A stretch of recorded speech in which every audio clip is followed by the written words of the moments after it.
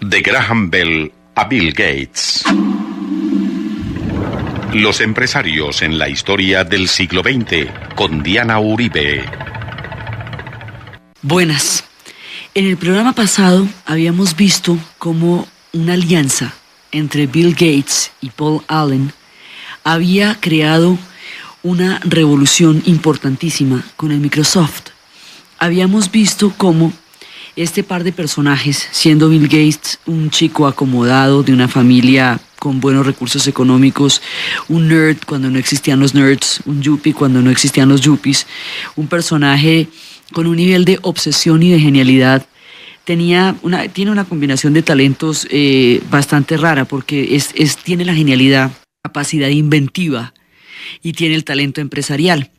Habíamos visto cómo desde los 16 años estaba con los computadores desde el colegio, cómo ya tenía en bachillerato trabajos y cómo con Paul Allen se les ocurre la idea de crear el Microsoft. Cómo los computadores ya tenían teclado, ya tenían pantalla, pero no tenían programas y ellos empezaron a crear los programas, el software. Ya, digamos, se había dado toda una perfección en torno al hardware, en torno al computador en sí, pero los programas estaban muy poco desarrollados. Lo que hacen ellos dos, Paul Allen y Bill Gates, es desarrollar el software, los programas, y crean una compañía ahorita suena tremendo, pero lo que crearon fue un garaje que se llamaba Microsoft, y se dedicaron a promocionar eso. Originalmente trabajaron sobre los modelos del Altair y el Apple, que eran los que estaban en ese momento en el mercado. Y estando en esas, decidiendo trabajar la línea de los programas y desarrollarlos, fue que cuando se les apareció la Virgen, que fue el contrato de la vida. El contrato de la vida es cuando lo llama la IBM, y la IBM habíamos visto que se había visto desplazada del mercado por la revolución que la diversificación de la invención del computador supuso. Habíamos visto cómo la IBM era esos computadores gigantescos que eran para grandes multinacionales, y cómo la revolución del computador personal, como una forma de quitarle el poder y el monopolio a las grandes empresas y hacerlos llegar al hombre de la calle, ampliando así el conocimiento, la capacidad de acceso a la tecnología, era una forma de democratizar la información, la tecnología y el conocimiento. Esa era la idea de la invención del computador personal. Es una revolución, digamos, en todo sentido, y se había hecho como un esfuerzo colectivo de intercambio, de gomosos, de clubes. Habíamos visto cómo había sido todo un proceso de creatividad colectiva y de compartir todas las diferentes capacidades de ingenio, hasta ir perfeccionando el computador, hasta lograr un Apple y luego un Macintosh, que eran los computadores amigables. Y ahora vamos en la parte de los programas. Entonces, cuando ellos crean los programas, la IBM ya se había visto por completamente desplazada del mercado, y como el imperio contraataca, entonces va a ver cómo vuelve a insertarse en el mercado, y se le ocurre la idea de decirle a Microsoft que le haga los programas para los computadores personales. Entonces ellos han tenido, digamos, Bill Gates tiene dos ideas que son fundamentales, que es el sistema operativo y los programas. El sistema operativo, el DOS, volviendo al ejemplo que habíamos hablado de la nevera. Habíamos hablado que las neveras antes venían grandes o chiquitas. Ahora vienen con dispensador de hielo, vienen con aparatos para disolver la escarcha, vienen con una cantidad de servicios que no se puede uno imaginar que ya las neveras no tengan. El sistema operativo sería como aquello que hace que la nevera congele. Sí, es lo que hace a la esencia de la nevera. Es algo que sirve para el ordenador mismo, para el computador mismo, no para el usuario. Pero es lo que permite que todo lo demás funcione para el microcomputador personal, porque el sistema operativo funcionaba para los grandes computadores, pero para el computador personal no existía. Entonces lo que hace Bill Gates es el sistema operativo, el DOS, para el computador personal y los programas. Hace esas dos, no más sino esas dos cositas, pues. Entonces, cuando entra en contacto con la IBM, lo primero que le garantiza, que quiere que la IBM le garantice, es que los derechos sobre los programas, sobre el software, son exclusivos de Microsoft. Es decir, Bill Gates y Paul Allen no venden los derechos. Al no venderle los derechos a la IBM, ellos van a mantener siempre el control de los programas. Y esa es la base de la fortuna. Digamos, no haber cedido los derechos de creación y propiedad de su trabajo a la IBM. Esa fue, digamos, porque mezclado con el talento, la brillantez, la inquietud y la innovación de este personaje está también el olfato empresarial. Y el hombre se la huele que lo que hay es que darle los programas, pero no la propiedad sobre los programas. La IBM en ese momento estaba interesada en la propiedad sobre el hardware, sobre el ordenador mismo, ¿sí? O sea, los computadores serían IBM. Bueno, de acuerdo, pero los programas son Microsoft. Y Microsoft es Microsoft, no es más. O sea, eso no es IBM, es Microsoft. Esa alianza es la que posibilita la masificación de los computadores. La masificación nos va a introducir un concepto que hoy por hoy determina buena parte de nuestra noción del mundo moderno, la estandarización. Al crear esta alianza con la capacidad de mercado que tiene la IBM, entonces se va a producir la estandarización. Entonces todos los computadores van a tener SDOS y van a tener los programas. Y de esa manera lo que no va a hacer la Apple no va a otorgar la libertad de que sus programas puedan utilizarse en cualquier clon y en cualquier sistema, y se va a ver restringida en el mercado.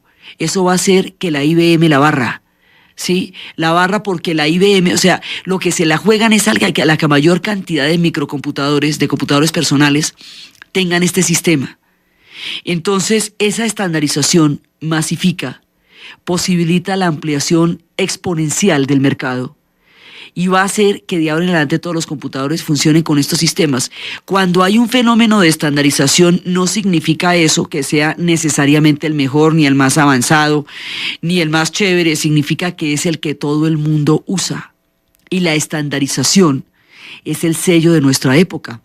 Si ustedes van a ver el concepto de estandarización, es precisamente de lo que se trata, o el nuevo orden mundial, o el neoliberalismo, o la globalización. ¿Qué es la globalización? Sino estandarizar un solo concepto de política, de ideología, de economía, de comunicaciones para todo un planeta. Esos conceptos parten de una sola sociedad y al estandarizarse, parecerían que el mundo entero los hubiera inventado cuando son los patrones de una sola sociedad. Eso es lo que pasa con los computadores. Y la Guerra Fría lo que intentaba era hacer estandarizaciones de maneras de pensar. Lo que se estandariza no solamente son los DOS, también pueden ser las ideologías, también pueden ser las culturas, los mercados, las economías. El concepto de estandarización es fundamental porque es, digamos, la masificación de una sola idea, un solo producto, una sola tecnología, sobre todas las demás culturas. Y eso es lo que nos pasa en el mundo en el que vivimos. Entonces, ¿qué hizo la IBM? Estandarizar el DOS y los programas de Microsoft. De ahí en adelante, todo el mundo iba a tener este tipo de formatos y se iba a trabajar sobre eso.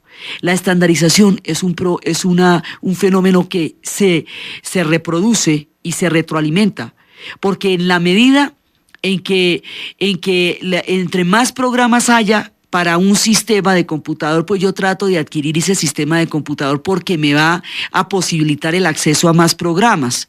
Y a la vez, los que hacen los programas, pues van a hacer programas para ese sistema de computador porque es el que más asequiblemente conocen y consiguen en el mercado. Y saben que si hace programas para ese formato, pues se van a vender mucho más que si lo hacen para otro. Por ejemplo, como pasaba con el VH y el Betamax. El beta, al no tener la capacidad de hora y media de grabación en una sola cinta, sino requerir varias cintas, va a ser desplazado por el VH, que sí tiene capacidades mucho más grandes de grabación dentro de una sola cinta. Entonces, todo el mundo empieza a producir para VH porque se están vendiendo más VHs. Y se están vendiendo más VHs porque se consiguen más películas en VH. Y de esa manera queda desplazado el beta. Sin que su tecnología sea ni mejor ni peor, sino simplemente diferente, queda desplazado el beta. Pues con la masificación de la IBM pasa eso.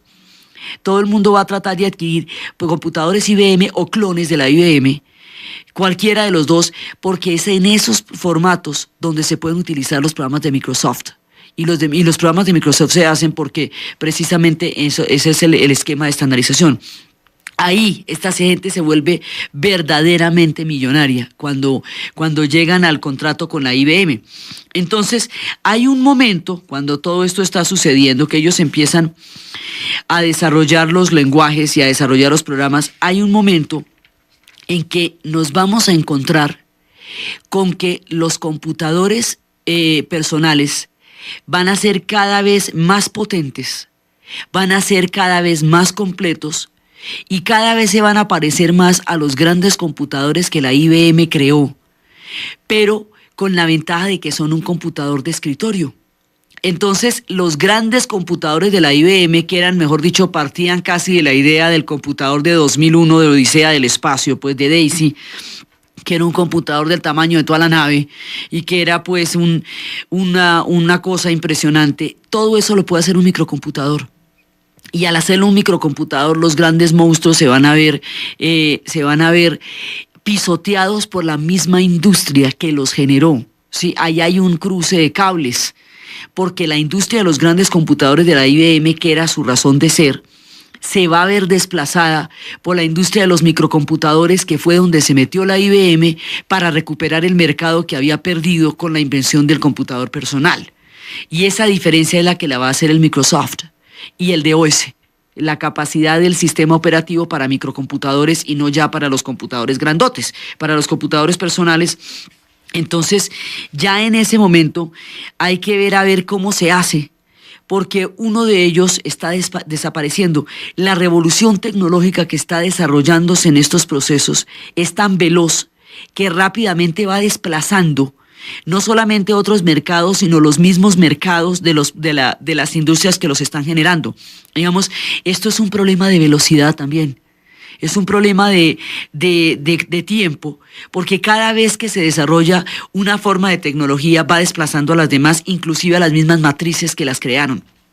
Entonces ya hay programas para pintar, hay programas para jugar, hay programas para que el usuario utilice el sistema operativo. Todo esto se va especializando y especializando, pero ahí nos encontramos con que empiezan a desarrollarse proyectos y programas que sean cada vez más asequibles y cada vez más facilitadores, porque lo que seguía manteniendo al Apple Macintosh, de todas maneras al Macintosh en el mercado, era su carácter amigable. El carácter amigable del Macintosh, el sistema de iconos, el ratoncito, el hacerlo sentir a usted que usted podía ser amigo de un Macintosh, lo que no le pasaba con el IBM, porque el IBM tenía una serie de controles que eran bastante más complejos, entonces que Chief F8, que Chief F4, ese montón de cosas, mientras que es mucho más fácil dirigirse a los iconos y al mouse que dirigirse a un poco de Shift y un poco de controles. Entonces ahí el Apple todavía lograba y el Macintosh todavía lograban mantenerse en el mercado, aunque estuvieran restringidos por no haber cedido sus derechos y haberlos dejado generalizar como se hizo la IBM, pero seguían teniendo la ventaja de ser amigables. Después, ambas cosas serán reincorporadas a los siguientes pasos de la revolución tecnológica. Simultáneamente, con el desarrollo de estos programas, del DOS, del sistema operativo, pues del computador personal, también los chips se van desarrollando. Cada vez más se van haciendo más y más eficaces, e Intel, que es la que produce todos los chips del mundo, imagínense pues esa delicadeza, produce todos los chips del mundo, cada vez va produciendo chips más efectivos, y esto es lo que, microchips, y el microchip es lo que va también a desplazar a los grandes computadores. Entonces, unos personajes que salieron de la Texas, unos ingenieros que salen de la Texas, van a intentar incorporar todas las ventajas de los grandes computadores con el computador personal, y lo van a hacer también a través del desarrollo y la evolución del chip. Ese invento de incorporar todas las ventajas de los grandes computadores al computador personal va a ser el compact presario, el computador compacto, que tiene toda la capacidad de los grandes monstruos, pero que es mucho más pequeño. Eso ya desplaza a los grandes monstruos del mercado. Ahí la era, mejor dicho, los grandes computadores de la IBM, comparados con el computador personal y ya con el Compact y lo que viene de ahí en adelante, quedarán como los grandes automóviles que se construían en los Estados Unidos en la época del Oldsmobile y en la época de esos Coronets y esos Darts y esas que parecían lanchas después de la crisis energética. Es decir, ya después, cuando viene la era de los autos pequeños, de los carros como la Subaru, como esos pequeños carritos compactos, que van a desplazar a las grandes lanchas porque cumplen las mismas funciones pero gastan mucho menos gasolina, y cuando la era del petróleo barato ha pasado, la diferencia entre el gasto de gasolina de una lancha de esas con un carro compacto hace la diferencia de la posibilidad de costearlo o no, porque ya usted llegaba a prender un Buick o un Cadillac y la sola prendida le quedaba en salario mínimo, pues. Entonces lo mismo pasa con los compact, ¿ve? Son mucho más baratos, son mucho más potentes, son mucho más manejables y ya hacen que los grandes computadores se vean frente al compact como se veían los Buick y los Cadillacs frente a los nuevos autos compactos que invadirán las carreteras del mundo después de la crisis energética. Son los saltos tecnológicos, y en la era de la informática los saltos tecnológicos van a desarrollar una velocidad vertiginosa. Entonces, sobre la base del compacto, seguimos trabajando. La primera revolución la dio, la primera gran entrada dentro de la revolución de la informática la da Bill Gates con la invención de los programas del Microsoft. Ahora va a ser la segunda, porque el hombre se hace tres home runs dentro de la era de la informática, que lo van a situar como el puntero de la carrera por el desarrollo y la cualificación tecnológica, por el sector punta de la tecnología informática, que se convierte en el sector punta de la tecnología mundial. O sea, el hombre está en la tapa de la tapa, en la cima de la cima, porque entiende del sector más importante en este momento de la tecnología, qué es lo más importante para ese sector. O sea, es un lúcido y es un innovador impresionante. Entonces, bueno, ya se inventó el DOS y ya con eso posibilitó las cosas, y ya con los programas y el Microsoft, pues ya se montó en la jugada. Entonces ahora la va a volver a hacer, porque él la repite, es el que es caballero, repite, él la repite. Entonces, teníamos por un lado los programas del ordenador, del sistema operativo, que es, digamos, como lo que hace que enfríe la nevera, ¿cierto? Y por otro lado teníamos las aplicaciones. Entonces las aplicaciones van a ser el Lotus, van a ser el WordPerfect, van a ser el Basic, que son los lenguajes.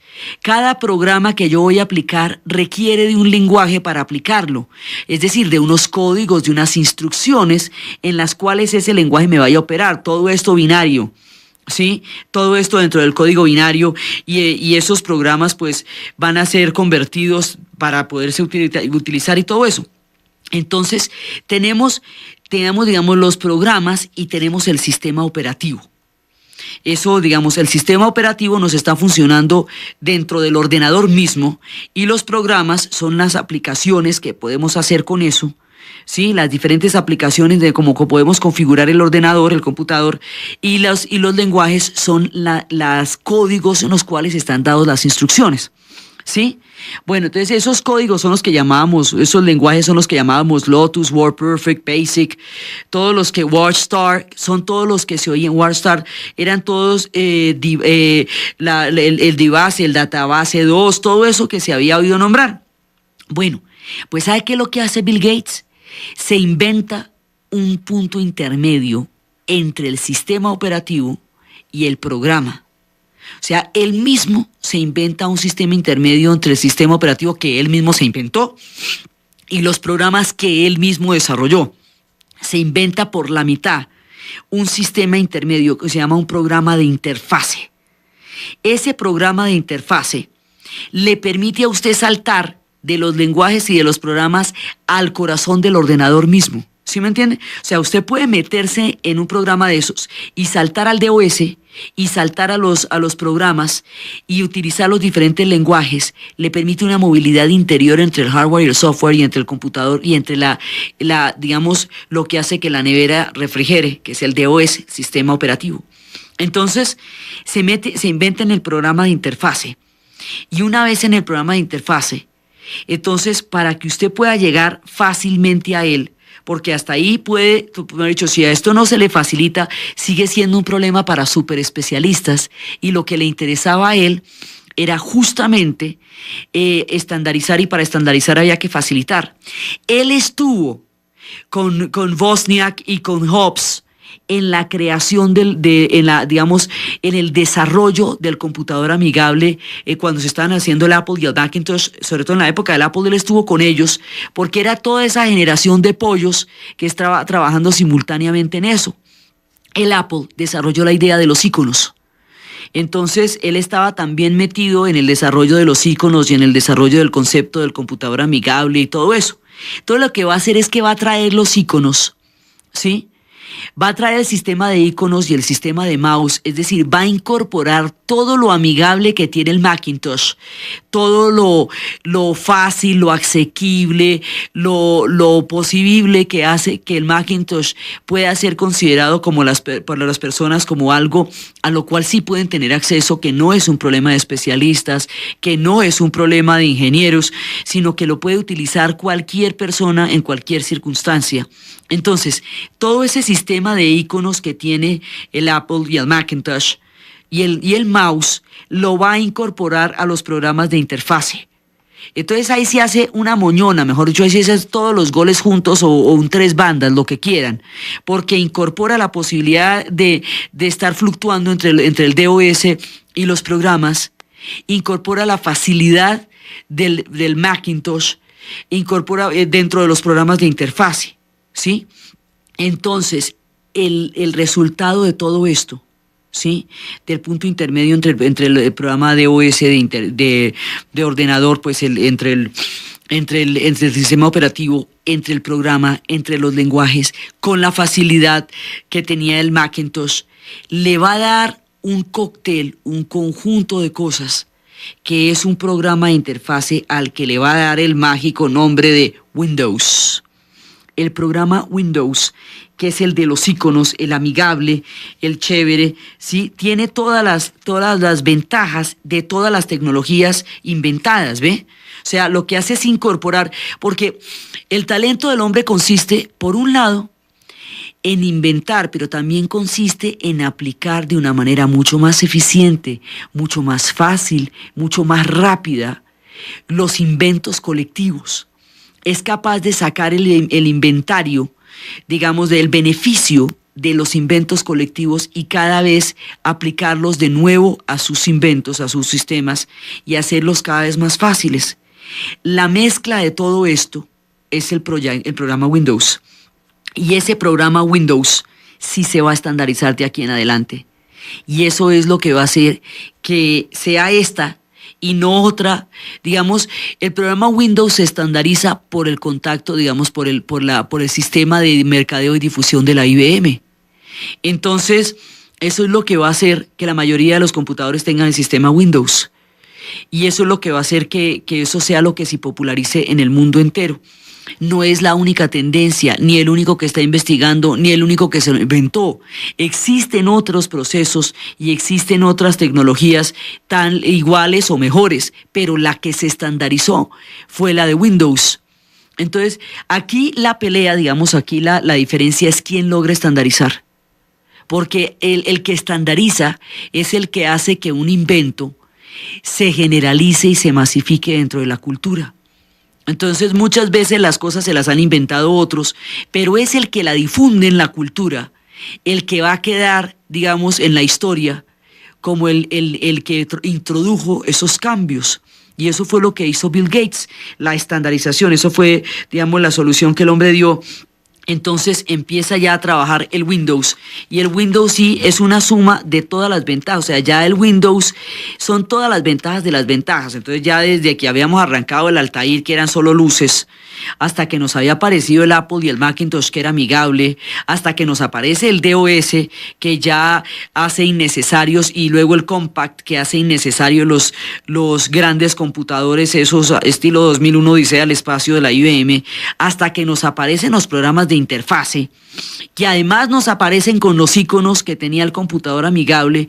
Esto ya es una pieza maestra que reúne en sí mismo toda la historia de la evolución de la informática. Y esa es la genialidad de Bill Gates, el poder plasmar y condensar todo todo el compendio de conocimiento acumulado en una sola máquina. Eso ya es el programa Windows de los computadores que se van a dar con sus programas de interfase, que son los que se van a distribuir a través de la IBM. Ahora, esto ya tiene la mezcla de todo. Entonces, esto ya tiene la hoja de calcular, esto ya tiene el Excel, esto ya tiene el Lotus, esto ya tiene el Word, o sea, el procesador de palabras. Esto ya aplica todos los descubrimientos que se han ido dando a lo largo de esta rapidísima revolución. Los va metiendo ahí. Entonces ya usted en un solo computador tiene procesador de palabras, tiene hoja de cálculo, tiene programas para dibujar, tiene PowerPoint, ¿sí? Entonces con un solo computador usted puede dibujar, usted puede calcular, usted puede escribir textos, y tiene los iconos para acceder a ellos de una manera amable y de una manera gráficamente sencilla. ¿Sí? Ya tiene todo, como todas las generaciones se van conformando y se van metiendo en cada uno de estos. Digamos, cada invento que sale tiene su propia iniciativa, digamos, su propio aporte, más el aporte de todos los anteriores. Y eso es lo que hace Bill Gates.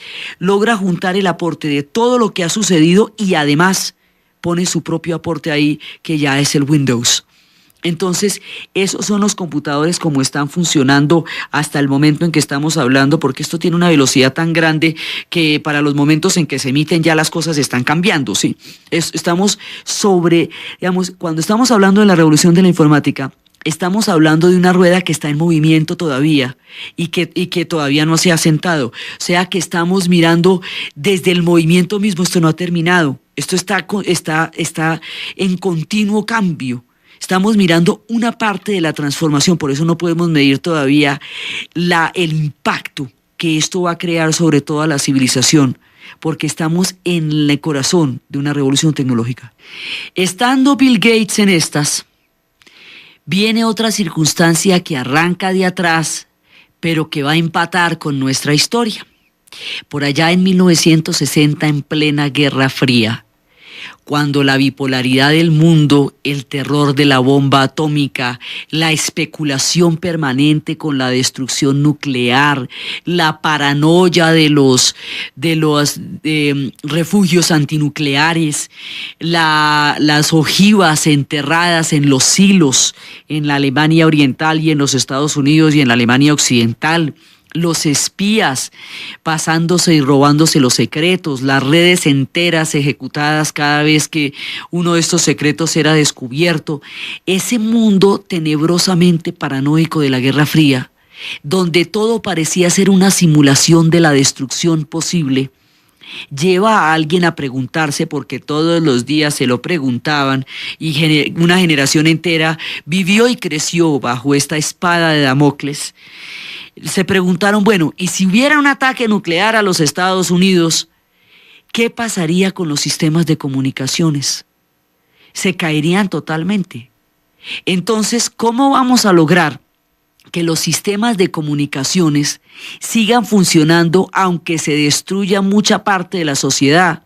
Porque si no nos podemos comunicar, ahí sí nos aniquilan totalmente. Ya en ese momento existe el concepto de la mass media y la importancia de las comunicaciones a todo nivel. Entonces, y el sistema de las comunicaciones del ejército. Entonces, hay que desarrollar una manera de comunicarnos que no sea tan vulnerable a una destrucción nuclear como la que existe. Entonces, para ello, nos vamos a poner en las siguientes plan. Primero que todo, la red, hay que descentralizar los sistemas de comunicación, es decir, no puede haber una matriz donde esté constituido todo el sistema de comunicaciones, porque si la destruyen habrán acabado con la totalidad del sistema. Eso es un riesgo muy alto. Nadie puede garantizar que no se filtre esa información, y más en la era de los espías. Es muy peligroso tener centralizada la información, porque eso la hace muy vulnerable. Entonces vamos a descentralizarla. Vamos a crear unidades diferenciadas, paquetes de transmisión de información, de manera que si 10 se destruyen, con uno que quede, transmita. ¿Sí? Digamos, es como desintegrar una célula para que cada una de sus partículas siga operando, aunque el núcleo se destruya. ¿Sí? Entonces es descentralizar la información. Bueno, una vez descentralizada la información, la tenemos que hacer redundante. Es decir, redundante significa que haya muchas maneras de llegar a lo mismo o de transmitir un mensaje, de manera que si se bloquea una ruta, se puede abrir una ruta alterna. Lo que no ocurre con las carreteras. Por ejemplo, si hay una carretera que tiene un puente, que es el único que comunica esa zona, usted vuela el puente y ya quedó incomunicada completamente la zona, no hubo cómo pasar al otro lado y aisló al enemigo. La idea es que eso no se presente en los sistemas de comunicación.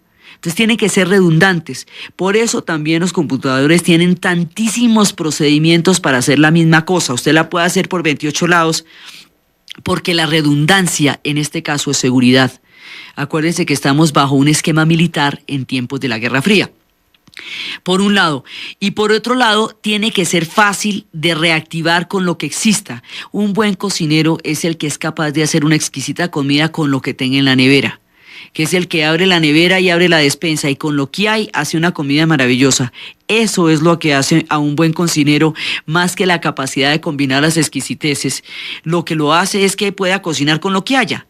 Entonces, análogamente al buen cocinero, la otra parte es que las comunicaciones se puedan restablecer con lo que quede de ellas, que siempre los elementos disponibles sean suficientes para generar las comunicaciones. Entonces, empieza a pensarse en eso. Y empieza a pensarse, para que esto pueda ser posible, los computadores tienen que poderse intercomunicar entre sí, porque esa es la garantía de que este sistema opere. Si yo tengo ¿cómo es que voy a transmitir yo esa información? Para que pueda tener múltiples caminos, necesito que otros computadores puedan ser receptivos de lo que yo voy a mandar. Entonces vamos a comunicar los mensajes, los computadores entre sí, y vamos a mandar mensajes que puedan llegar a otro. Entonces, esos mensajes que puedan llegar a otros computadores van a empezar a crear paquetes, digamos, paquetes que puedan ser enviados. Esos paquetes se llamaban paquetes de comunicación en red, de switches y comunicación en red. Se llamaba Packet Switching Network, ¿sí? Y a este proyecto, ¿sí?, se le dio el nombre militar de ARPANET, que eran las comunicaciones entre los computadores con fines militares, utilizadas por el ejército durante la Guerra Fría para poder tener alternativas y soluciones a un ataque nuclear, y que un ataque nuclear no significara la destrucción de todo el sistema de comunicaciones del ejército de los Estados Unidos. La mayoría de los inventos que hemos visto a lo largo de estas historias tienen orígenes militares. El computador mismo, pues la máquina de Turing, tenía un uso militar, que era descifrar las claves de la Luftwaffe, y ahora pues la intercomunicación de los computadores tiene un objetivo militar, que es el de descentralizar la información y hacerla asequible en caso de un ataque nuclear. En el principio solo había, estaba ARPANET, que eran los computadores del ejército, pero esos también llegaban a las universidades, porque esto tiene un doble carácter, tiene un carácter militar y un carácter científico. Entonces, eso está conectado con 2 universidades de California, con la Universidad de Stanford y con la Universidad de Utah, no más. 4 universidades estaban conectadas y el resto era un proyecto militar. Entonces, ese proyecto militar se estaba desarrollando con el fin de lograr esta seguridad, y ya por este momento entonces están corriendo los años de 1974. La paranoia empieza desde el 60 y se empieza a desarrollar todo esto y empiezan a crearse tipos, ya digamos, ya se están creando los computadores, entonces, y se están creando las posibilidades de interconectar los computadores, porque necesitamos que se cree el computador para poderlos interconectar. O sea, la idea surge desde el 60, la idea de los paquetes descentralizados de información. Pero se puede llevar a la práctica, ahí es cuando existan los computadores. Los computadores son los que hacen posible que este tipo de comunicaciones tengan un lugar, un vehículo, una forma a través de la cual se vayan a dar. Entonces, estos tipos de computadores van a requerir, por supuesto, de un lenguaje, de un protocolo que tarda 8 años en ser ya asumido, digamos, en ser incorporado a los computadores. Una especie de, digamos, es un protocolo, una especie de lenguaje, una manera de poder establecer las comunicaciones entre estos diferentes computadores para poderlos interconectar. Entonces, de un lado, en 1971, un señor llamado Ray Tomlinson mandó uno primero de estos mensajes. El sistema a través del cual los computadores se van a conectar entre sí va a recibir el ya sospechado nombre de Internet. Y el personaje que manda el primer mensaje, este Ray Tomlinson, manda un mensajito que una especie de protocolo al que va a llamar email. Entonces, él es el que va a implementar la arroba como la manera de identificar este tipo de mensajes. Este tipo de mensajes van a tener una codificación que haga que todo el mundo los pueda identificar con facilidad, y esa codificación es la arroba, que empieza a entrar en el email. Entonces, después, a medida que va bajando la tensión de la Guerra Fría, ya hacia los 80s, se empieza a dar una separación entre lo científico y lo militar. Es decir, ya el uso estrictamente militar, secreto, llevado por un manto de silencio, empieza a descorrerse y empiezan a haber derechos ya para que la investigación científica haga lo suyo. Y cuando la investigación científica haga lo suyo, el mundo va a empezar a conocer este invento, porque ya no va a ser un secreto militar. Entonces, ahí es cuando empiezan a crearse las redes. Y las universidades, que fueron, digamos, los sectores punta donde se empezaron a desarrollar estas tecnologías, empiezan a ser donde se desarrolló todo, porque los computadores, ¿dónde los va a conocer Bill Gates si no va a ser en los colegios y en las universidades? Y es con el tiempo compartido que empieza a hacer los inventos. Digamos, las universidades aquí cumplen un papel fundamental porque son como el ámbito desde donde se empiezan a tener contacto con los computadores y desde donde viene la red para el uso masivo de la sociedad poco a poco. Entonces, esos protocolos y esos lenguajes van a ser adoptados mucho tiempo después, y es en 1994. 94 es, mire, hace media hora, cuando ya esto se empieza a adoptar de una manera masiva y cuando ya empieza a crearse el concepto de la biblioteca. Entonces se empieza a crear un concepto de, digamos, ya las posibilidades que esto tiene, bueno, pues son ilimitadas. Entonces lo primero que se empieza a pensar es que toda la información del mundo se puede conseguir a través de estas redes de computadores interconectados. Pero como es un espectro tan amplio, tan grande, tan infinito, usted llega a meterse ahí y se pierde como quien va a buscar una dirección de una callecita en la mitad de la ciudad de Nueva York con un papelito sin tener ni idea de dónde está parado usted. Usted necesita un guía, alguien a quien preguntarle.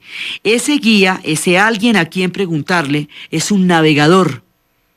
Entonces es un sistema de búsqueda.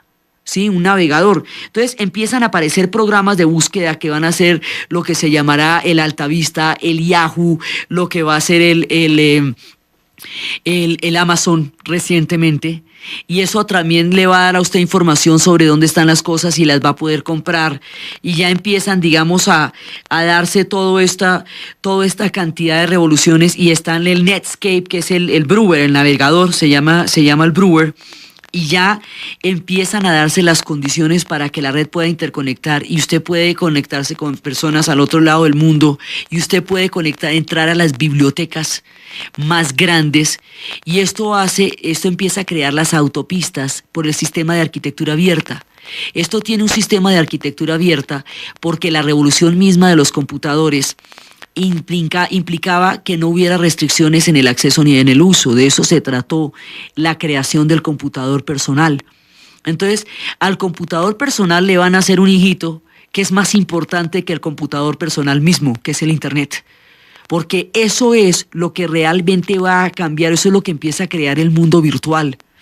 Eso es lo que empieza a crear las autopistas, las posibilidades de encontrarse por entre los miles y miles de kilómetros, las posibilidades de las conversaciones casi directas. Ahorita decimos por qué son casi directas y no directas.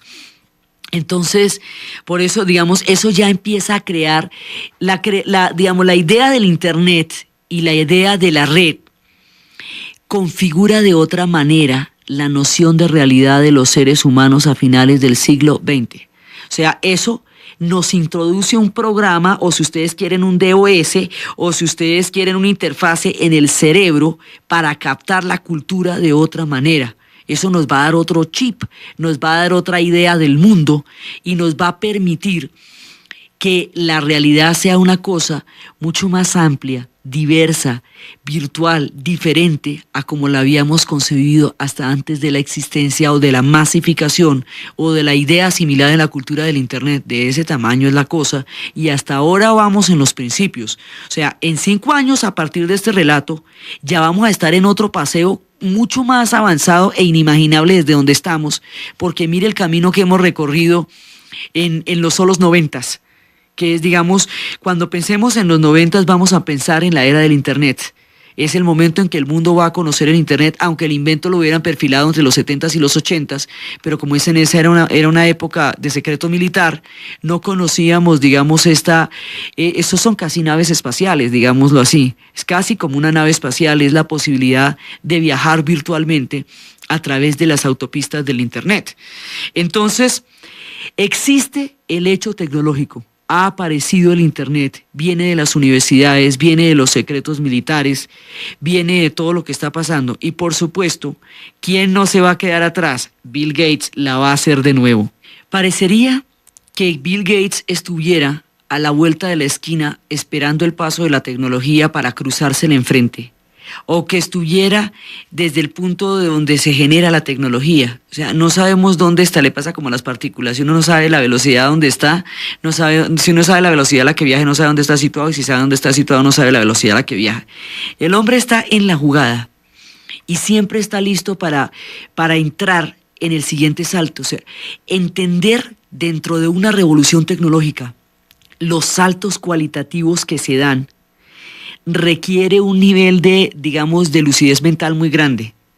Y eso es lo que el hombre ha ido entendiendo a lo largo del camino. Cada vez que toca cambiar de rumbo, que se inventa algo nuevo, que se produce una mutación dentro de las mismas transformaciones, porque es que esto es una transformación que tiene transformaciones por dentro, ¿sí? Es como digamos, un sistema que tiene por dentro los mismos cambios que está generando. O sea, hay un cambio que se está generando en el computador, en la existencia misma del computador personal. Y hay otros cambios que se están generando dentro del computador personal, y dentro del computador personal, al aparecer la red, se está generando un universo diferente. Él entiende todo este proceso, entiende toda la creación de eso, va incorporando cada uno de los cambios y se va adelantando al momento en que el proceso se está dando. Entonces, a ver, adivinen la que va a hacer. El sistema Windows viene con el navegador de una vez incorporado. Entonces, al venir con el navegador incorporado, usted solamente puede entrar a Internet por el sistema Windows. Eso es un golazo. Entonces, solamente así puede meterse por el navegador. O sea, el hombre tiene la llave de la red. Así de sencillo. Porque usted va a querer entrar a Internet, y para entrar a Internet, ¿qué necesita? Pues el sistema Windows y el navegador. Entonces, el Netscape lo tiene de una vez ahí. Entonces, eso se le vuelve, digamos, el señor de los cielos. El hombre de las autopistas se vuelve con ese invento, con ese truco que le hace. Pero hay otra gente que en ese momento también está haciendo navegadores que son los de Apple, ¿sí? Que están haciendo el AOL, American Online, ¿sí? Y los de Next también, porque hay un momento en que cuando la Apple se rinde a la IBM, entonces Hobbs, que es uno de los creadores con Wozniak, lo echan. Y él funda otra compañía que se llama la Next. Y está trabajando en eso también. El sistema AOL, American Online, tiene una cosa que no tiene el sistema, el sistema de Bill Gates, y es tiempo real. El AOL le permite a usted comunicarse instantáneamente con la otra persona. Actualmente, como está concebido el Internet desde el punto de vista del sistema Windows, usted manda un mensaje, allá lo reciben y se lo devuelven. Pero y usted puede conversar con una persona, pero hay un tiempo en el cual el email tiene que llegar, ser recibido y devolverse. Ese tiempo que pasa mientras usted manda el email a cuando usted lo devuelve, eso ya no es tiempo real, porque ahí hay una fracción que media entre usted y el interlocutor. El AOL tiene tiempo real. Es decir, usted sí puede chismosear directamente con la otra persona en el tiempo real, como si estuviera hablando por teléfono. Instantáneamente le dice, mándeme tal cosa, y se la mandan, ¿sí? Entonces usted puede estar como si estuviera directamente hablando con la otra persona común y corriente. Entonces, ¿cuál es la pelea que están haciendo ahorita? La pelea es que acaban de demandar a la Microsoft por hacer un monopolio de la red. Dicen que como fue Microsoft el sistema que se estandarizó, todos los computadores que entran a la red en este momento, digamos el 95%, tienen el sistema Windows. Y tienen el sistema Windows con el navegador. Entonces le dicen a Bill Gates, usted está haciendo el archimonopolio y la ley norteamericana prohíbe el monopolio acusándolo de felonía. Entonces, acuérdense lo que le pasó a Rockefeller. Rockefeller lo que hizo fue que toda la industria derivada del petróleo, todo lo que tenía que ver con la perforación, comercialización, exportación, distribución del petróleo, lo controlaba él. Hasta que la ley antimonopolio le puso a partir todo ese montón de empresas, porque la Standard Oil solitica controlaba todo el monopolio, todo el petróleo. Entonces, una sustancia de estas no puede estar en manos de un solo señor. Entonces, ese es el problema que tiene en este momento la Microsoft. Lo están acusando de que todas las comunicaciones que tienen que ver con la red, y lo que tenga que ver con la red todavía no sabemos hasta dónde nos va a llevar. ¿Ve? ¿Quién sabe si será el petróleo del futuro, si los viajes serán solamente así? Bueno, estamos a las puertas de la ciencia ficción, entonces no podemos saber exactamente cómo es la cosa. El asunto es que lo están acusando del monopolio más grande que puede haber en el futuro. Entonces, ¿qué dice Bill Gates? No, es que yo no tengo la culpa, pero ¿sabe qué? El navegador y el sistema Windows no son separables. El sistema Windows viene con el navegador. ¿Qué le vamos a hacer? Como una unidad sellada. Entonces ahora los de Apple, que son los mismos que estuvieron con él 20 años atrás, son los mismos pollos que habían tenido sus fábricas de garaje, que habían desarrollado su goma en la universidad, que juntos habían pertenecido a los clubes, que habían creado esta red contestataria, digamos casi que la internacional de los computadores y de los creadores de programas de computador. Son estos mismos pollos ingeniosos que entre los 16 y los 23 años crearon estos programas, que hoy a los 45 años tienen la pelea por lo que fue el desarrollo histórico de sus propios inventos. El desarrollo histórico de un invento que se popularizó a través de una revolución colectiva, de un movimiento colectivo, ahora nos está llevando a un monopolio. Entonces ellos le dicen, usted no tiene derecho a ejercer ese monopolio. Entonces el otro dice, no, porque yo no tengo la culpa porque no ve que no se puede separar el navegador del Windows. Y dice, sí se puede separar. Sí se puede separar, y lo probaron. Al probar que el navegador no necesariamente tiene que venir incluido en el sistema Windows, usted de ahora en adelante puede escoger, si la pelea la pierde Bill Gates, porque eso no se ha definido todavía, esa es la demanda que pesa sobre Microsoft. Si la pelea la pierde Bill Gates, usted puede tener el sistema Windows y escoger el navegador que quiera. Puede escoger el navegador de AOL, de la Apple, o puede escoger el navegador de Next. Puede escoger el que quiera, y los que estén por inventar y los que no sabemos todavía. O sea, empieza a establecerse la competencia por los navegadores que usted pueda utilizar para entrar en la red. Y el navegador pues es el que es el piloto de la nave. Sí, pues usted sin el navegador se pierde en la red. Usted necesita un timón, ¿me entiende? Eso es el navegador. Entonces, esa es la gran pelea que en este momento se está, y Microsoft se la está jugando toda, porque lo que le hizo tener la ventaja sobre el mercado fue la estandarización. Entonces, primero estandarizó los programas, estandarizó el DOS, estandarizó los programas de interfase y estandarizó el Windows. Es decir, hasta ahora todos los cambios que se han dado en la informática los ha estandarizado Bill Gates. Así de simple, por eso es que el hombre es uno de las fortunas más grandes que existen en este momento en el siglo. Ahora él quiere estandarizar el navegador. Y en el proceso de estandarizar el navegador es cuando le dicen, no, alto ahí, eso no lo puede hacer, porque todos tenemos derecho a que nuestros navegadores sean escogidos por los usuarios para entrar a la red, y no solamente los Microsoft. Esa es la acusación. Bill Gates, ahora, eso está, digamos, es un capítulo que está en punta porque todavía no se ha dado el fallo. Si se da el fallo y pierde Bill Gates, los navegadores pueden ser de cuantas clases, calidades, colores y olores como puedan existir o puedan inventarse de aquí en los próximos años. Si Bill Gates gana, el monopolio absoluto de la red quedará en manos de un solo hombre, y eso de todas maneras siempre es un complique, eso tiene sus bemoles. Ahora, Bill Gates también sabe que así como su imperio en este momento es el más poderoso del mundo, se puede derrumbar.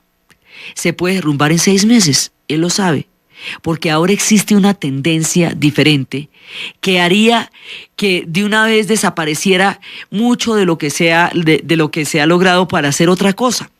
La tendencia es la siguiente: ¿cómo le parece a usted si en lugar de necesitar un computador que tenga una memoria muy grande, que tenga unos sistemas muy complejos y que sea muy caro, con el problema de que eso cada ratico sacan otro computador mejor y entonces a usted se le envejece el suyo y se le envejecen los programas, la obsolescencia tecnológica, es decir, el tiempo en que algo deja de ser, que algo es superado por una novedad más importante, más grande, más fácil, más simple, es cada vez menor?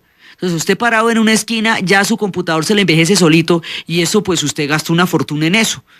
Entonces, ahora, ¿cómo le parece si en lugar de conseguirse un computador cada vez más tenaz y más importante, usted se consigue un computador medianito, sin mayores problemas, y el sistema de memoria se lo da el Internet? El Internet le dice, yo le guardo la memoria y usted me paga a mí por el servicio de guardarle la memoria. ¿Cuánto le cuesta un computador a usted de esos así sumamente maravilloso? ¿$800, $900, $1,000? Bueno, ¿cómo le parece si yo le guardo toda la memoria que usted necesite y usted me paga a mí $20 mensuales por el servicio? Entonces usted, en lugar de necesitar un computador que tenga todo eso, lo que tiene es el servicio a través de Internet, y usted puede tener un computador mucho menos complicado, mucho menos caro y mucho menos sofisticado, porque ya no es el computador el que le va a dar a usted la memoria, sino el servicio que a través de Internet le den de la memoria. ¿Ve? Eso casi que nos devuelve a la época del Altair, pero ya no con los programas, sino con el Internet. O sea, es muy paradójico, porque nos devolvería a la época de los computadores como eran al principio, solo que en la punta de la revolución tecnológica, porque ya no provendría del computador sus capacidades, sino de la red. ¿Ve? Entonces, esa es la tendencia. La tendencia es a que le guarde la memoria, y además con la ventaja de que si a usted le guarda la memoria en la red, el Internet, eso sí está mejorándose cada minuto. A medida que van descubriéndose nuevos sistemas de memoria, le va mejorando, y así su computador, por tosco que sea, no se le envejece, porque lo que le están actualizando es el servicio. ¿Sí? Esto es cada vez más de ciencia ficción, pero ya está sucediendo ya la tendencia. Si esto llega a suceder, se le derrumba el imperio de Bill Gates, porque el imperio de Bill Gates consiste precisamente en el computador mismo, ¿sí? Entonces, por eso él dice que él es consciente de que su computador de que su imperio se puede derrumbar, y por eso es que él necesita ganar la pelea de la red, para que de todas maneras, si todo eso lo va a dar el navegador tiene que estar en control de sus manos, para que el siguiente salto, que sean los servicios que vengan de Internet y no que salgan del computador, también lo pueda controlar él. O sea, el juego del hombre a nivel empresarial es casi una picardía si no involucrara tanto poder. El juego del hombre es montarse sobre el salto tecnológico y protagonizarlo en el momento en que se dé. Eso es lo que ha estado haciendo y eso es lo que ha logrado hacer hasta ahora. Lo que logró hacer con el Microsoft, lo que logró hacer con el DOS y lo que está haciendo con el navegador. Vamos a ver hasta dónde lo dejan en esa carrera loca de un hombre para controlar el sector punta de todas las tecnologías que tengan que ver con la informática, que es el sector punta de la tecnología mundial. Entonces, ahora la tendencia es esa. Inclusive ya se están presentando casos o situaciones como que haya aparatos que usted pueda poner en el televisor y que el televisor mismo sea un receptor de la red. Porque no todo el mundo tiene un computador personal, no necesariamente todo el mundo lo tiene, entonces puede llegar a darse, ya se está explorando la tendencia en que haga de cuenta como usted tiene un decodificador para recibir diferentes señales de cable, usted llega a tener un decodificador que le permita recibir en el receptor de la televisión la red. Y eso ya haría que en los computadores estuvieran, por lo menos, si no en entredicho, sí con la fuerte competencia de televisores que eso tiene todo el mundo. Y además a usted le puede pasar que estando ahí, le entre el teléfono y aparezca una señal de una llamada personal para usted y esté incorporado el teléfono al receptor de la red, que en este caso, pues digamos, al televisor que recibe la red, y en ese caso muchas de las cosas que los computadores harían, por lo menos en términos de navegación, usted los podría hacer con otro tipo de aparatos, y entonces ahí en ese caso la historia misma del computador varía, y el mismo computador que nos generó todo esto puede terminar dejado de lado por otros aparatos que todo el mundo sí posee. Mejor dicho, lo que puede pasar de aquí en adelante es inimaginable. Estamos frente a las tendencias, parados en el vértice, en el vértigo de una revolución tecnológica. Y estamos con el hombre como un surfista. Este hombre es como un surfista, logra entender la cresta de la ola, se monta en la cresta de la ola y es el que sabe por dónde va a seguir la siguiente. Entonces ahora, por primera vez en la vida, tiene un obstáculo grande, que es la demanda que en este momento hay contra Microsoft. Si la pierde, le va a tocar meterse en muchas más innovaciones para poder seguir siendo el rey, o puede quedar destronado. Esto es una máquina de una movilidad tan grande que puede arrasar a los mismos que la generaron o puede permitirle seguir en la cresta de la ola. De eso depende el fallo que salga ahorita entre el AOL y el Microsoft. Y aún así, suponiendo que ganara, la posibilidad de que sea la red la que dé todos los servicios también hace que la misma industria de los computadores entre ella misma en un grado de obsolescencia tecnológico. Con las preguntas del futuro, con la presencia inminente de la ciencia ficción, con los cosmonautas que crearon estas historias, porque desde el punto de vista tecnológico Bill Gates es un cosmonauta, como Wozniak, como Hobbes, como todos aquellos que crearon los computadores y que permitieron el mundo inimaginable de la red, con la curiosidad viva, parados en la mitad de la expectativa, sabiendo que de aquí en adelante veremos cambios que no podemos imaginar. Dejamos en punta, porque en punta está en la historia, la serie de nuestro paseo por los computadores y los empresarios que están creando el mundo del futuro. Gracias. De Graham Bell a Bill Gates. Los empresarios en la historia del siglo XX, con Diana Uribe. Es que los derechos sobre los programas, sobre el software, son exclusivos de Microsoft. Es decir, Bill Gates y Paul Allen no venden los derechos. Al no venderle los derechos a la IBM, ellos van a mantener siempre el control de los programas.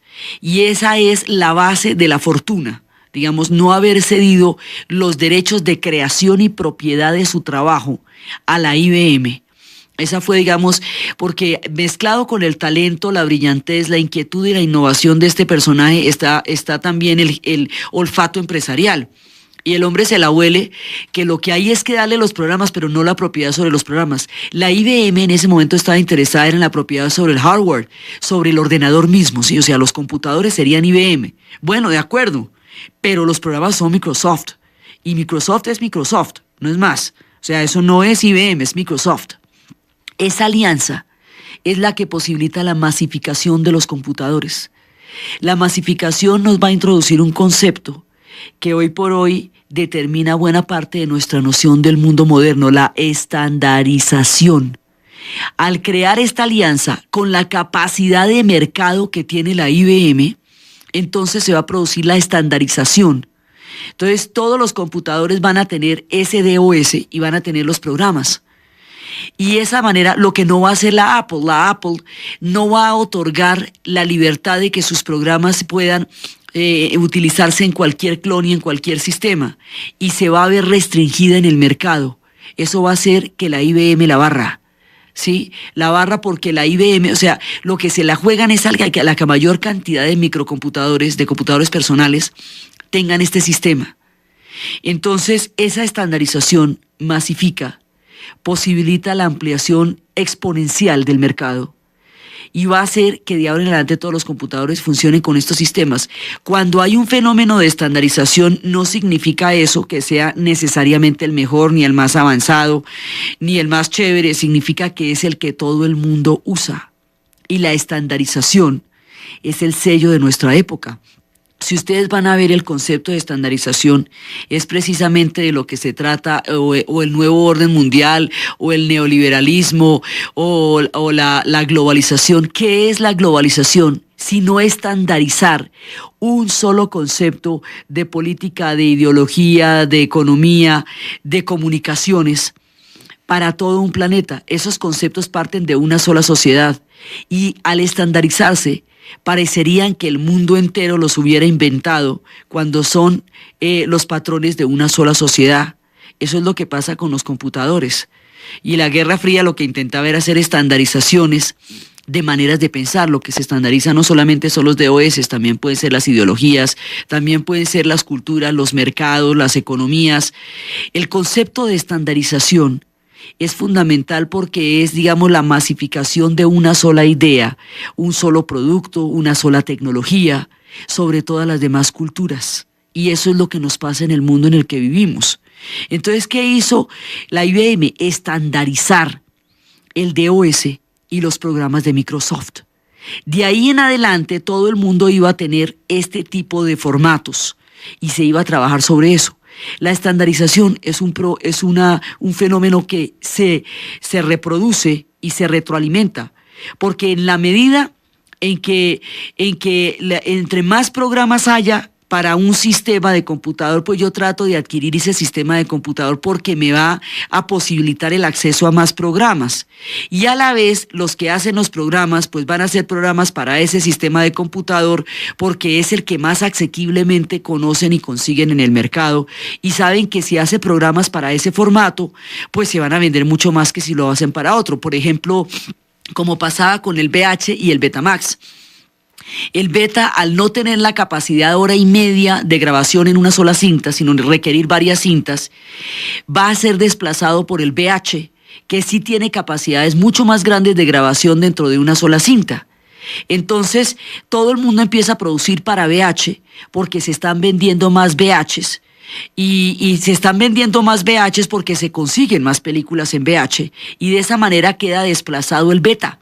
Sin que su tecnología sea ni mejor ni peor, sino simplemente diferente, queda desplazado el beta. Pues con la masificación de la IBM pasa eso. Todo el mundo va a tratar de adquirir computadores IBM o clones de la IBM, cualquiera de los dos, porque es en esos formatos donde se pueden utilizar los programas de Microsoft. Y los programas de Microsoft se hacen porque precisamente ese es el esquema de estandarización. Ahí esta gente se vuelve verdaderamente millonaria cuando llegan al contrato con la IBM. Entonces, hay un momento cuando todo esto está sucediendo que ellos empiezan a desarrollar los lenguajes y a desarrollar los programas. Hay un momento en que nos vamos a encontrar con que los computadores personales van a ser cada vez más potentes, van a ser cada vez más completos, y cada vez se van a parecer más a los grandes computadores que la IBM creó, pero con la ventaja de que son un computador de escritorio. Entonces, los grandes computadores de la IBM, que eran, mejor dicho, partían casi de la idea del computador de 2001, de Odisea del Espacio, pues de Daisy, que era un computador del tamaño de toda la nave y que era pues una cosa impresionante. Todo eso lo puede hacer un microcomputador. Y al hacerlo un microcomputador, los grandes monstruos se van a ver pisoteados por la misma industria que los generó. ¿Sí? Ahí hay un cruce de cables, porque la industria de los grandes computadores de la IBM, que era su razón de ser, se va a ver desplazada por la industria de los microcomputadores, que fue donde se metió la IBM para recuperar el mercado que había perdido con la invención del computador personal. Y esa diferencia es la que la va a hacer el Microsoft y el DOS, la capacidad del sistema operativo para microcomputadores y no ya para los computadores grandotes, para los computadores personales. Entonces, ya en ese momento hay que ver a ver cómo se hace, porque uno de ellos está desapareciendo. La revolución tecnológica que está desarrollándose en estos procesos es tan veloz que rápidamente va desplazando no solamente otros mercados, sino los mismos mercados de las industrias que los están generando. Digamos, esto es un problema de velocidad también. Es un problema de tiempo, porque cada vez que se desarrolla una forma de tecnología va desplazando a las demás, inclusive a las mismas matrices que las crearon. Entonces ya hay programas para pintar, hay programas para jugar, hay programas para que el usuario utilice el sistema operativo. Todo esto se va especializando y especializando, pero ahí nos encontramos con que empiezan a desarrollarse proyectos y programas que sean cada vez más asequibles y cada vez más facilitadores, porque lo que seguía manteniendo al Apple Macintosh, de todas maneras al Macintosh en el mercado, era su carácter amigable. El carácter amigable del Macintosh, el sistema de iconos, el ratoncito, el hacerlo sentir a usted que usted podía ser amigo de un Macintosh, lo que no le pasaba con el IBM, porque el IBM tenía una serie de controles que eran bastante más complejos, entonces que Chief F8, que Chief F4, ese montón de cosas, mientras que es mucho más fácil dirigirse a los iconos y al mouse que dirigirse a un poco de Shift y un poco de controles. Entonces ahí el Apple todavía lograba y el Macintosh todavía lograban mantenerse en el mercado, aunque estuvieran restringidos por no haber cedido sus derechos y haberlos dejado generalizar como se hizo la IBM, pero seguían teniendo la ventaja de ser amigables. Después, ambas cosas serán reincorporadas a los siguientes pasos de la revolución tecnológica. Simultáneamente, con el desarrollo de estos programas, del DOS, del sistema operativo, pues del computador personal, también los chips se van desarrollando.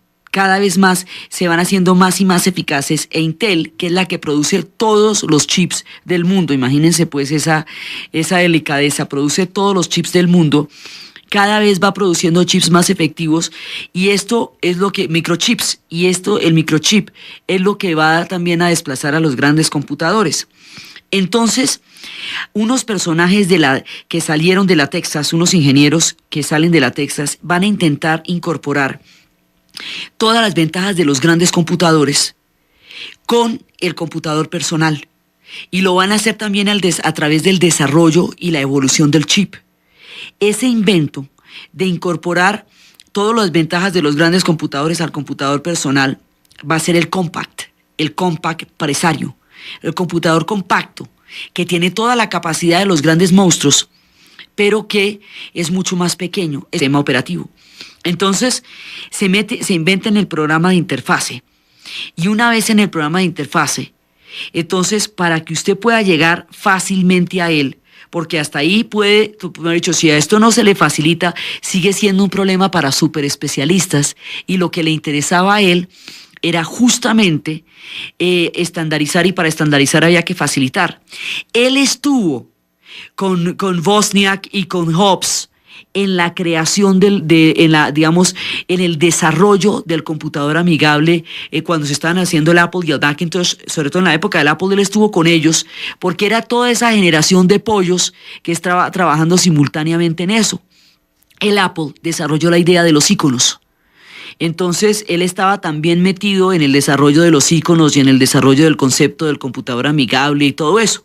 Todo lo que va a hacer es que va a traer los iconos, ¿sí?, Va a traer el sistema de iconos y el sistema de mouse, es decir, va a incorporar todo lo amigable que tiene el Macintosh, todo lo fácil, lo asequible, lo posible que hace que el Macintosh pueda ser considerado como por las personas como algo a lo cual sí pueden tener acceso, que no es un problema de especialistas, que no es un problema de ingenieros, sino que lo puede utilizar cualquier persona en cualquier circunstancia. Entonces, todo ese sistema de iconos que tiene el Apple y el Macintosh y el mouse lo va a incorporar a los programas de interfase. Entonces ahí se hace una moñona, mejor dicho, ahí se hacen todos los goles juntos o un tres bandas, lo que quieran, porque incorpora la posibilidad de estar fluctuando entre el DOS y los programas, incorpora la facilidad del Macintosh, incorpora dentro de los programas de interfase, ¿sí? Entonces, el resultado de todo esto, ¿sí? Del punto intermedio entre el programa DOS de ordenador, pues entre el sistema operativo, entre el programa, entre los lenguajes, con la facilidad que tenía el Macintosh, le va a dar un cóctel, un conjunto de cosas, que es un programa de interfase al que le va a dar el mágico nombre de Windows. El programa Windows, que es el de los iconos, el amigable, el chévere, ¿sí? Tiene todas las ventajas de todas las tecnologías inventadas, ¿ve? O sea, lo que hace es incorporar, porque el talento del hombre consiste, por un lado, en inventar, pero también consiste en aplicar de una manera mucho más eficiente, mucho más fácil, mucho más rápida los inventos colectivos.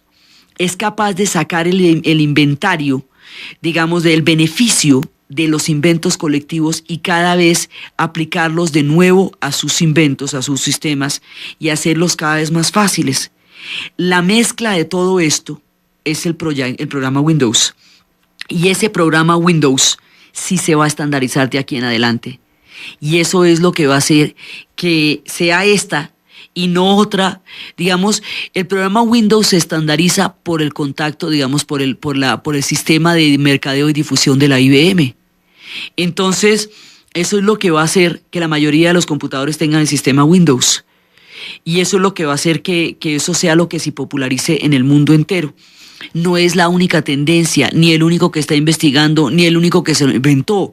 Existen otros procesos y existen otras tecnologías tan iguales o mejores, pero la que se estandarizó fue la de Windows. Entonces, aquí la pelea, digamos, aquí la diferencia es quién logra estandarizar.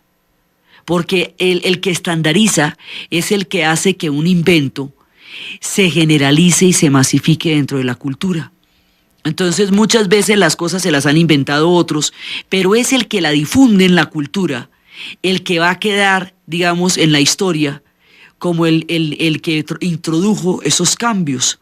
Y eso fue lo que hizo Bill Gates, la estandarización. Eso fue, digamos, la solución que el hombre dio. Entonces empieza ya a trabajar el Windows, y el Windows sí es una suma de todas las ventajas. O sea, ya el Windows son todas las ventajas de las ventajas. Entonces ya desde que habíamos arrancado el Altair, que eran solo luces, hasta que nos había aparecido el Apple y el Macintosh, que era amigable, hasta que nos aparece el DOS, que ya hace innecesarios, y luego el Compact, que hace innecesarios los grandes computadores, esos estilo 2001 Odisea al espacio de la IBM, hasta que nos aparecen los programas de interfase. De Graham Bell a Bill Gates. Los empresarios en la historia del siglo XX, con Diana Uribe. Buenas. En el programa pasado habíamos visto cómo una alianza entre Bill Gates y Paul Allen había creado una revolución importantísima con el Microsoft. Habíamos visto cómo este par de personajes, siendo Bill Gates un chico acomodado de una familia con buenos recursos económicos, un nerd cuando no existían los nerds, un yuppie cuando no existían los yuppies, un personaje con un nivel de obsesión y de genialidad, tiene una combinación de talentos bastante rara, porque tiene la genialidad, capacidad inventiva, y tiene el talento empresarial. Habíamos visto cómo desde los 16 años estaba con los computadores desde el colegio, cómo ya tenía en bachillerato trabajos y cómo con Paul Allen se les ocurre la idea de inventar, de crear el Microsoft. Como los computadores ya tenían teclado, ya tenían pantalla, pero no tenían programas. Y ellos empezaron a crear los programas, el software. Ya, digamos, se había dado toda una perfección en torno al hardware, en torno al computador en sí. Pero los programas estaban muy poco desarrollados. Lo que hacen ellos dos, Paul Allen y Bill Gates, es desarrollar el software, los programas, y crean una compañía ahorita suena tremendo, pero lo que crearon fue un garaje que se llamaba Microsoft, y se dedicaron a promocionar eso. Originalmente trabajaron sobre los modelos del Altair y el Apple, que eran los que estaban en ese momento en el mercado. Y estando en esas, decidiendo trabajar la línea de los programas y desarrollarlos, fue que cuando se les apareció la Virgen, que fue el contrato de la vida. El contrato de la vida es cuando lo llama la IBM, y la IBM habíamos visto que se había visto desplazada del mercado por la revolución que la diversificación de la invención del computador supuso.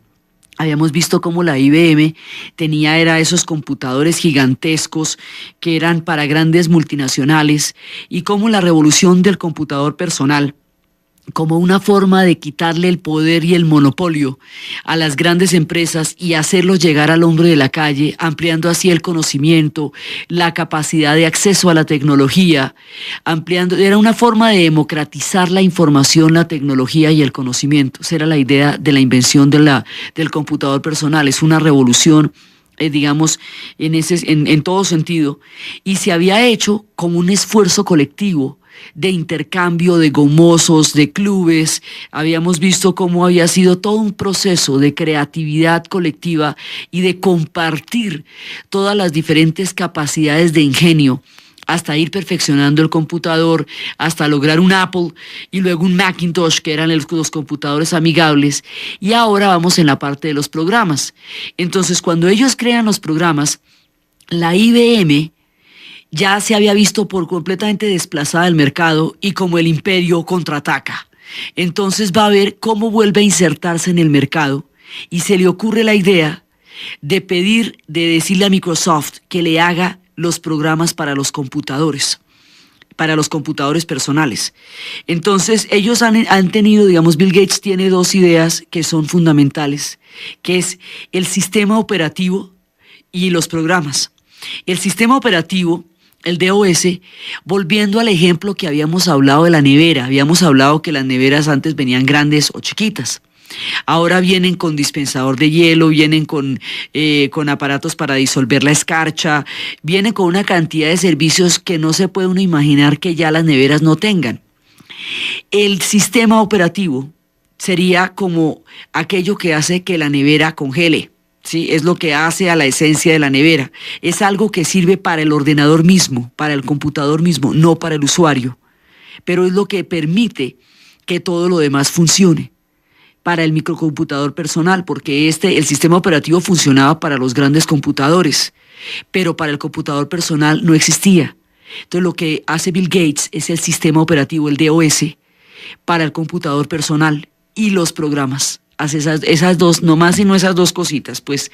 Entonces, cuando entra en contacto con la IBM, lo primero que le garantiza, que quiere que la IBM le garantice, eso ya desplaza a los grandes monstruos del mercado. Ahí mejor dicho, los grandes computadores de la IBM, comparados con el computador personal y ya con el Compact y lo que viene de ahí en adelante, quedarán como los grandes automóviles que se construían en los Estados Unidos en la época del Oldsmobile y en la época de esos Coronets y esos Darts y esas que parecían lanchas después de la crisis energética.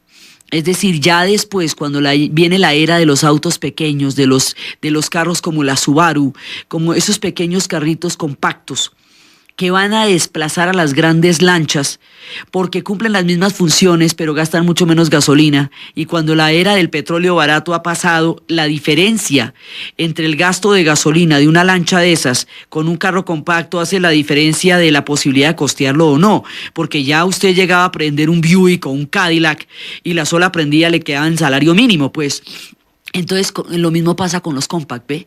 Son mucho más baratos, son mucho más potentes, son mucho más manejables y ya hacen que los grandes computadores se vean frente al compact como se veían los Buick y los Cadillacs frente a los nuevos autos compactos que invadirán las carreteras del mundo después de la crisis energética. Son los saltos tecnológicos, y en la era de la informática los saltos tecnológicos van a desarrollar una velocidad vertiginosa.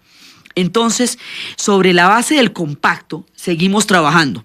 La primera revolución la dio, la primera gran entrada dentro de la revolución de la informática la da Bill Gates con la invención de los programas del Microsoft. Ahora va a ser la segunda, porque el hombre se hace tres home runs dentro de la era de la informática, que lo van a situar como el puntero de la carrera por el desarrollo y la cualificación tecnológica, por el sector punta de la tecnología informática, que se convierte en el sector punta de la tecnología mundial. O sea, el hombre está en la tapa de la tapa, en la cima de la cima, porque entiende del sector más importante en este momento de la tecnología, qué es lo más importante para ese sector. O sea, es un lúcido y es un innovador impresionante. Entonces, bueno, ya se inventó el DOS y ya con eso posibilitó las cosas, y ya con los programas y el Microsoft, pues ya se montó en la jugada. Entonces ahora la va a volver a hacer, porque él la repite, es el que es caballero, repite, la repite. Entonces, teníamos por un lado los programas del ordenador, del sistema operativo, que es, digamos, como lo que hace que enfríe la nevera, ¿cierto? Y por otro lado teníamos las aplicaciones. Entonces las aplicaciones van a ser el Lotus, van a ser el WordPerfect, van a ser el Basic, que son los lenguajes. Cada programa que yo voy a aplicar requiere de un lenguaje para aplicarlo, es decir, de unos códigos, de unas instrucciones en las cuales ese lenguaje me vaya a operar. Todo esto binario, ¿sí? Todo esto dentro del código binario, y esos programas pues van a ser convertidos para poderse utilizar y todo eso. Entonces, tenemos, digamos, los programas y tenemos el sistema operativo. Eso, digamos, el sistema operativo nos está funcionando dentro del ordenador mismo, y los programas son las aplicaciones que podemos hacer con eso, ¿sí? Las diferentes aplicaciones de cómo podemos configurar el ordenador, el computador, y los lenguajes son los códigos en los cuales están dadas las instrucciones, ¿sí? Bueno, entonces esos códigos son los que llamábamos, esos lenguajes son los que llamábamos Lotus, WordPerfect, Basic, todos los que WordStar, son todos los que se oían. WordStar eran todos el DBase, el Database 2, todo eso que se había oído nombrar. Bueno, pues ¿sabe qué es lo que hace Bill Gates? Se inventa un punto intermedio entre el sistema operativo y el programa. O sea, él mismo se inventa un sistema intermedio entre el sistema operativo que él mismo se inventó y los programas que él mismo desarrolló. Se inventa por la mitad un sistema intermedio que se llama un programa de interfase. Ese programa de interfase le permite a usted saltar de los lenguajes y de los programas al corazón del ordenador mismo. ¿Sí me entiende? O sea, usted puede meterse en un programa de esos y saltar al DOS y saltar a los programas y utilizar los diferentes lenguajes. Le permite una movilidad interior entre el hardware y el software, y entre el computador y entre digamos, lo que hace que la nevera refrigere, que es el DOS,